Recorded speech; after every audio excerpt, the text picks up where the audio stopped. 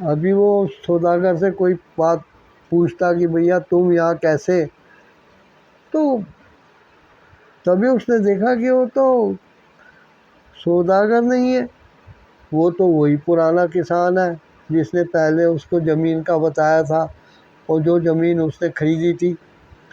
پھر تھوڑے بعد اس نے دیکھا کہ یہ تو وہ کسان بھی نہیں ہے، یہ تو کوئی شیطان ہے جو کہ اصلی روپ میں آ کے اب اس کو دیکھ کے ہنس رہا ہے۔ دینا نے دیکھا کہ یہ تو شیطان ہے جو ہنس رہا ہے اور اسے دیکھ رہا ہے۔ اس کے بڑے بڑے سینگ تھے اور ہاتھ پیروں کی جگہ کھر تھے۔ دینا نے دیکھا کہ شیطان کے آگے ہی ایک آدمی کرتا پاجامہ ڈالے، ماتھے پہ صافہ باندھے، الٹے منہ پڑا ہے۔ اس نے جا کر دیکھا تو وہ آدمی ہل نہیں رہا تھا۔ اس نے اچانک پہچانا کہ یہ تو آدمی اور کوئی نہیں ہے، وہ خود ہے۔ دہشت کے مارے اس کی چیخ نکل گئی۔ پھر اس نے دیکھا کہ سورج تو نکل آیا اور ابھی تک سردار اپنے وعدے کے مطابق کہ میں سورج نکلنے سے پہلے ہم لوگ آ جائیں گے، ابھی تک وہاں آیا نہیں تھا۔ دینا کے ساتھ جو آدمی گاؤں سے آیا تھا وہ گاڑی میں سو رہا تھا۔ دینا نے جا کے اس کو اٹھایا اور کہنے لگا چلو جلدی، ہمیں ان لوگوں کے پاس جانا ہے۔ وہ لوگ ان کے تمبوؤں کے گھیرے میں پہنچے اور اس نے سردار کو کہا سردار جلدی چلو، دیر ہو گئی ہے، سورج نکل آیا ہے، ہمیں زمین ناپنی ہے۔ اس پر سردار نے کہا کہ ٹھیک ہے، دیر کرنی اچت نہیں ہے، لیکن پہلے چائے پی لیتے ہیں۔ دینا کو لگا کہ چائے پینے سے ٹائم ویسٹ ہوگا۔ وہ لوگ اپنے گاڑی گھوڑوں پر تیار ہوئے۔ سوار ہونے کے بعد وہ لوگ چل پڑے اور دینا ان کے ساتھ اپنے ساتھی کے ساتھ اپنی گاڑی میں چلا جا رہا تھا۔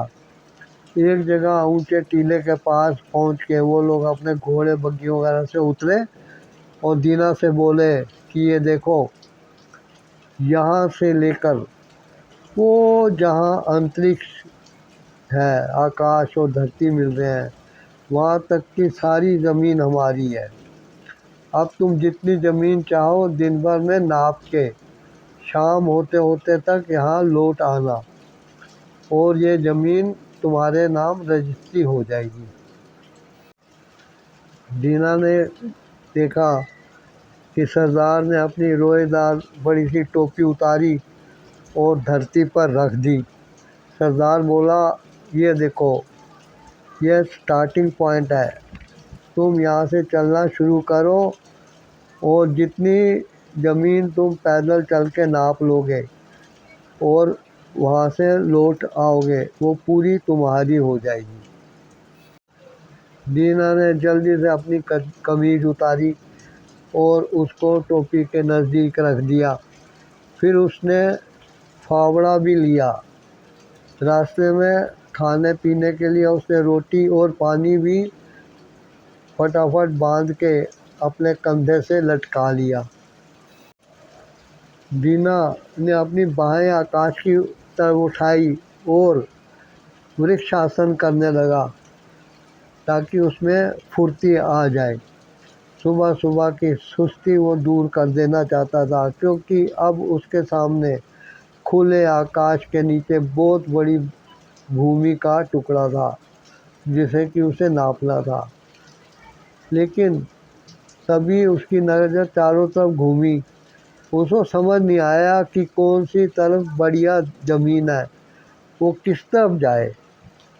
اس پر اس نے سوچا کہ کیوں نہ پہلے سورج کی دشا میں ہی چلنا شروع کر دوں اور پھر جا کے آگے سوچوں گا کہ کس طرف جانا چاہیے۔ کئی قدم چلنے کے بعد وہ ایک جگہ رکا اور پھاوڑے سے اس نے زمین میں گڈھا کر دیا اور اس میں گھاس پھوس ایسے کھڑی کر دی جیسے دور سے نظر آئے کہ اس نے یہ جگہ ناپی ہے۔ وہ بڑا خوش تھا کہ اتنی جلدی اس نے اتنی ساری زمین پیدل چل کے پار کر لی ہے۔ اس نے آگے جا کے ایک اور گڈھا کیا اور گھاس کھڑی کی۔ اس کے بعد وہ خوش تھا، کم سے کم وہ 3 میل تو آ ہی گیا ہوگا۔